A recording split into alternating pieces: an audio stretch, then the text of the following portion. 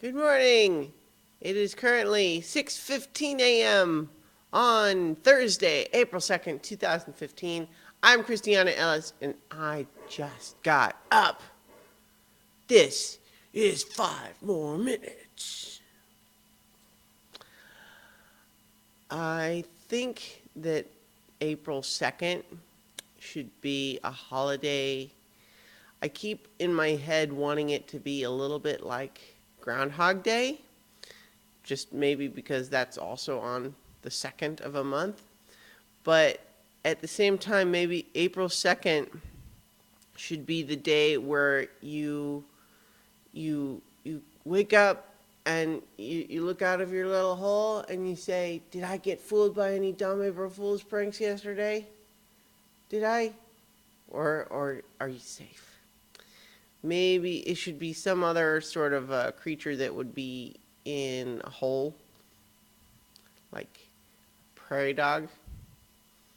Mm, needs needs to be something more different sounding. Um, woodchuck, woodchuck day, and so yes, on every woodchuck day, the woodchuck comes out of its cave and decides if it was too dumb April 1st and decides whether or not to show its face. And if it discovers that it was fooled by an April Fool's Day prank, then there are 6 more weeks of outraged internet comments um, before summer. It's a work in progress, guys. Work with me. Work with me. We're just spitballing here. But we do need 5 more holiday ideas by the end of the shift. That's sound. I don't know if that shows up on the microphone or not. I am. Yesterday, I did a little bit of video game streaming. It's not something that I've never done before, but I haven't done it in a little while. There's a new game called Axiom Verge that I was really excited about, so I decided to stream the first couple of hours of that last night, and it was a lot of fun. Axiom Verge is a game that is very much designed to look and feel like the original Metroid on the Nintendo Entertainment System, not only just in the type of game that it is, but even just the visuals. The graphics are designed to look like the 8-bit graphics of an old Nintendo Entertainment System game. And it's pretty clever. It's got some nice subtle effects going on that wouldn't have been possible in the original Nintendo, that are pretty cool. Just like, for example, you're fighting a boss that's just a big sprite like you could have had on a Nintendo, but then as you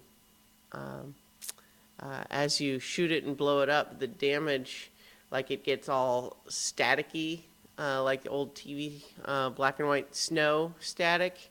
And then when it dies, it blows up into 1,000 little tiny particles in a way that certainly the original Nintendo wouldn't have been able to do. And it's the 2D platformer explorer type of game that's often known as Metroidvania, because you'll be exploring in various places, but you'll see, oh, look at that door, but I can't get up there because I can't jump high enough. Or, hey, look, that door is behind a rock wall that I can't shoot through. And you'll pass a bunch of things like that, but then you're getting various power-ups that give you new abilities. Like, oh, this thing lets me jump higher. Ooh, this thing lets me have a rock drill that I can drill through rocks with.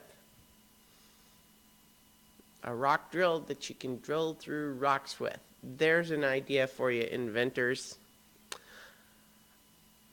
Anyway, though, the game is pretty fun so far. I'm excited because I know that what I've heard about it is that as the game goes on, it twists the formula in some ways, and has some clever implementations of weapons and so on. And so I'm excited to see what that's going to be.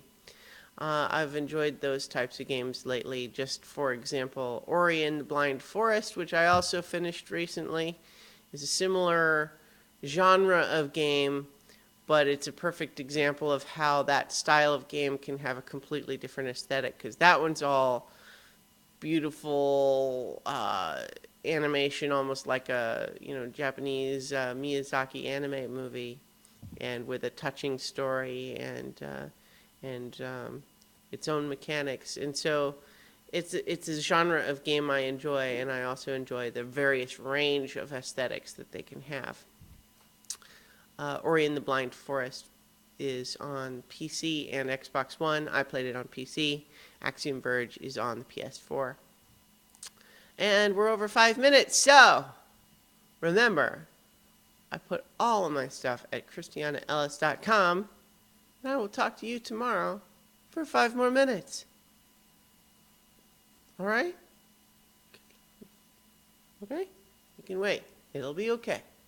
I'll be back tomorrow.